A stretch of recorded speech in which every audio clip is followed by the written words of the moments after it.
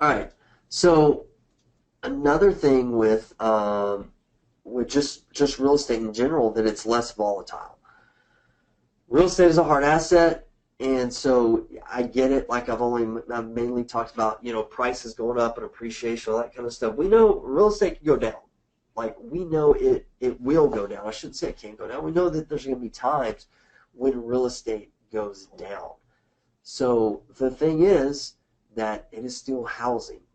It is still a hard asset, and it is less volatile than most other investments out there. I know that there may be, minerals and gold and things like that, but I'm talking about it is a hard asset. It's not some tech company that you've never seen or know the people and they're like out of business, the next month. So it is a hard asset. So that's another, just kind of point for rental real estate, why it's so, a no-brainer in my book. So the longer that you hold property, and I've already touched on this, but this is the official slide, is that depending on your game plan, depending on your time frame, is that you can set these things up to own them free and clear, to own these things free and clear. So, I mentioned earlier about one of my goals when I first got started was to own free and clear real estate. So some of my mentors, when I first got started, owned free and clear real estate. I'm like, dude, I want to be like those dudes.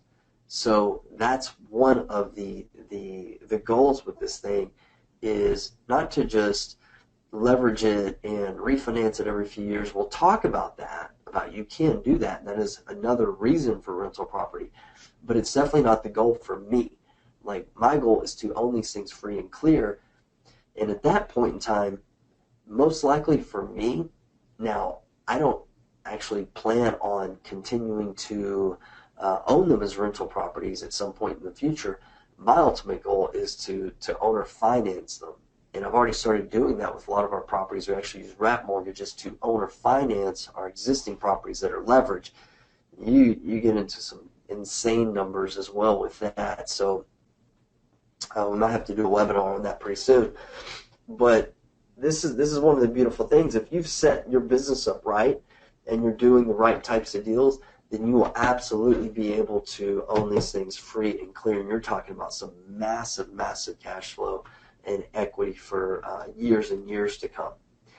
So, but let's talk about it. Like, let's say that you get into a pinch, or let's just say that you want to leverage some cash. So maybe your goal is not to own a property 10, 20, or 30 years. You're like, man, I'm going to hold this thing for 5 years, time to market and sell it. Cool. We do that too with a portion of our portfolio. And sometimes, you hit on certain properties in certain areas and like values go through the roof. So we had one recently. There was $100,000, more than $100,000 of equity in this home that we owned about 6 or 7 years. That's how much it went up, and plus our principal pay down. So it was like, that's a lot of equity. So it was either like we could just keep paying off. There's nothing wrong with that. We could refinance it and get some cash out, or we could just sell it. This was not a property that I liked for the long term because of the price point, the taxes, some HOA stuff, all other little stories.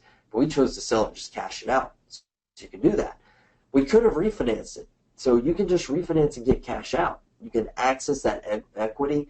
You can pull out your cash to put it in other deals, use it as down payments, do whatever you want to do.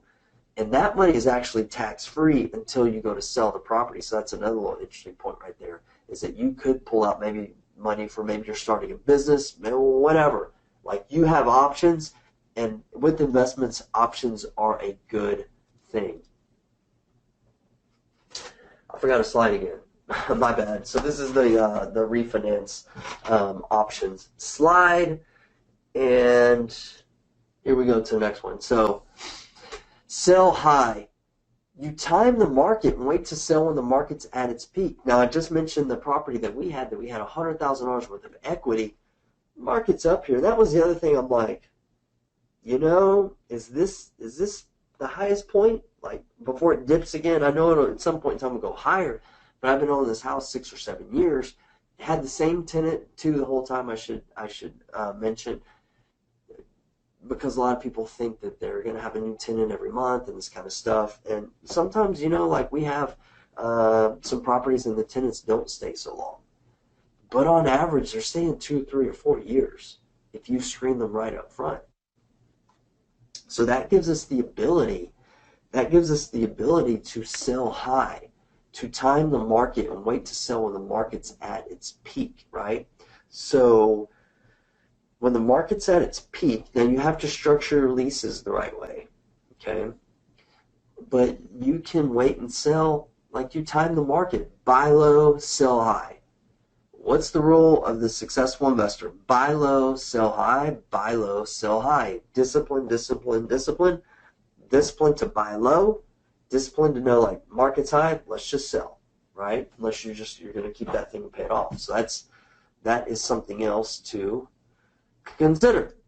So you can also 1031 exchange it. That is basically where you can capitalize on a tax deferment program is basically what it is.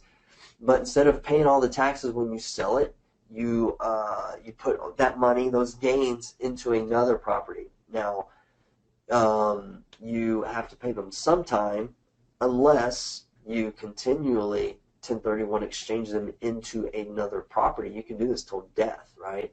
So it's a little bit complicated. There's some restrictions or some guidelines of certain properties that you can put it into, some that you can't, et cetera, et cetera. But you want to talk to a company. There's specific companies that help with 1031 exchanges, and but that's definitely something that you should consider about investing in rental property. If one of your things is avoiding paying taxes, then you can 1031 exchange every time you sell a property and buy more property. You can like really leverage at that point in time because you can buy one, sell it, buy two. Buy two, sell them by 4, et cetera, et cetera, et cetera.